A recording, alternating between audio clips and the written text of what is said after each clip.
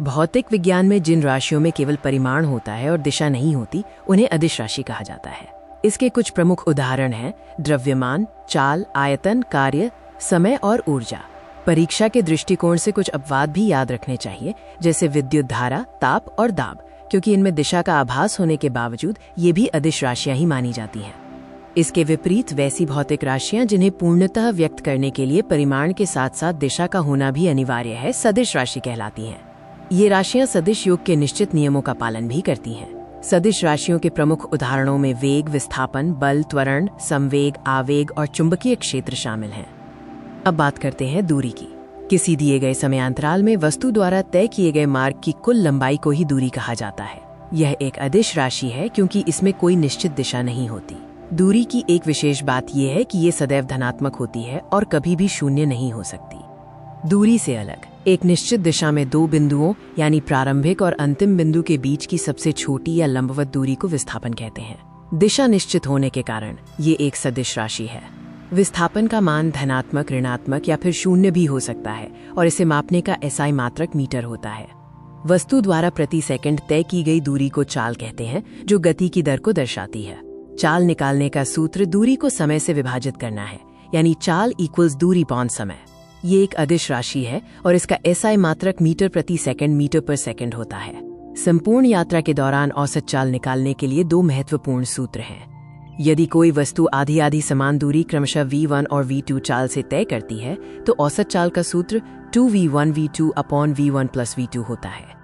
वहीं यदि वस्तु यात्रा के आधे समय में v1 चाल से और शेष आधे समय में v2 चाल से चले, तो औसत चाल सीधे v1 प्लस v2/2 हो जाती है। जब चाल के साथ दिशा भी जुड़ जाती है तो उसे वेग कहते हैं। सरल शब्दों में किसी वस्तु के विस्थापन की दर या एक निश्चित दिशा में प्रति सेकंड तय की गई दूरी वेग कहलाती है। ये एक सदिश राशि है और चाल की ही तरह इसका एसआई मात्रक भी मीटर प्रति सेकंड होता है। किसी वस्तु के वेग में समय के साथ परिवर्तन की दर को त्वरण कहते हैं। ये एक सदिश राशि है जिसका मात्रक मीटर प्रति सेकंड स्क्वायर, मीटर पर स्क्वायर सेकंड होता है। यदि वेग घट रहा हो तो त्वरण ऋणात्मक हो जाता है, जिसे मंदन कहते हैं, और यदि वेग एक समान रहे तो त्वरण का मान शून्य होगा। जब कोई पिंड एक ही समय में क्षैतिज और ऊर्ध्वाधर दोनों दिशाओं में गति करता है तो इसे प्रक्षेप्य गति कहते हैं। यह एक द्विविमीय गति का उदाहरण है। जिस समतल वक्र पथ पर वस्तु गति करती है उसे प्रक्षेप्य पथ कहते हैं, और ये प्रक्षेप्य पथ सदैव परवलयाकार होता है। प्रक्षेप्य गति से जुड़े कुछ बहुत महत्वपूर्ण गुण हैं जो परीक्षाओं में पूछे जाते हैं। पहला, प्रक्षेप्य कोण थीटा और 90 डिग्री थीटा दोनों के लिए क्षैतिज परास बिल्कुल समान होता है। दूसरा, प्रक्षेप्य पथ के उच्चतम बिंदु पर वेग और त्वरण के बीच हमेशा 90 डिग्री का कोण बनता है। और तीसरा, किसी वस्तु को अधिकतम दूरी तक फेंकने के लिए उसे क्षैतिज से ठीक 45 डिग्री के कोण पर प्रक्षेपित किया जाना चाहिए।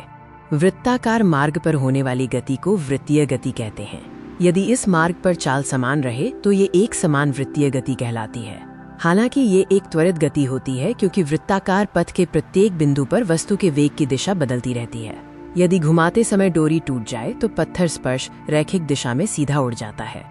वृत्तीय गति में केंद्र से घूमने वाले कोण की दर को कोणीय वेग कहते हैं, जिसे ओमेगा से दर्शाया जाता है। यदि कोई कण 1 सेकंड में n चक्कर लगाता है तो कोणीय वेग ओमेगा इक्वल्स 2πn होता है। ऐसा इसलिए क्योंकि एक पूर्ण चक्कर का मतलब 360 डिग्री या 2π रेडियन का कोण घूमना होता है। रेखीय चाल v और कोणीय चाल ओमेगा के बीच एक गणितीय संबंध होता है।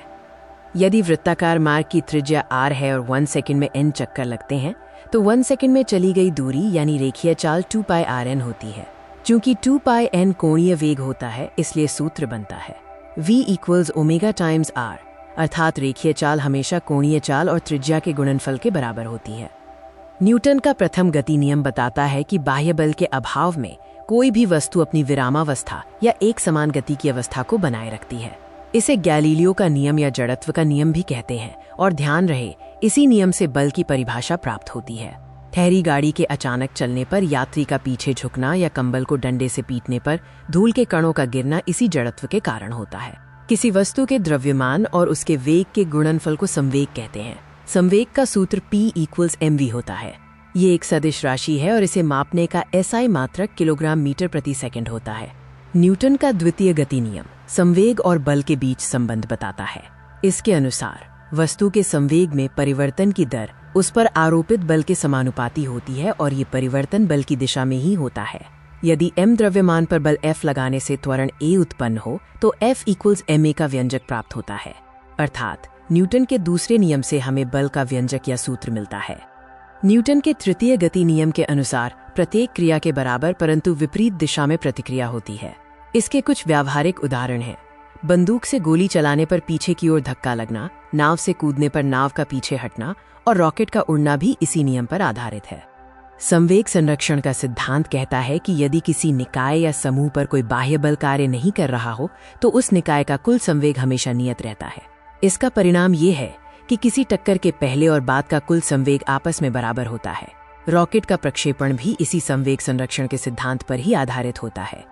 जब कोई बहुत बड़ा बल किसी वस्तु पर बहुत थोड़े समय के लिए कार्य करता है तो उस बल और समय अंतराल के गुणनफल को आवेग कहते हैं।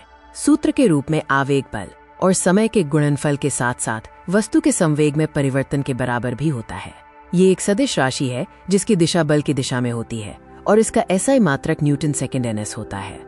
वृत्ताकार मार्ग पर चलते समय वस्तु पर एक बल वृत्त के केंद्र की ओर कार्य करता है जिसे अभिकेंद्रीय बल कहते हैं। इस बल के अभाव में कोई भी वस्तु वृत्ताकार मार्ग पर नहीं चल सकती। इसके लिए आवश्यक अभिकेंद्रीय बल का सूत्र F = mv²r होता है।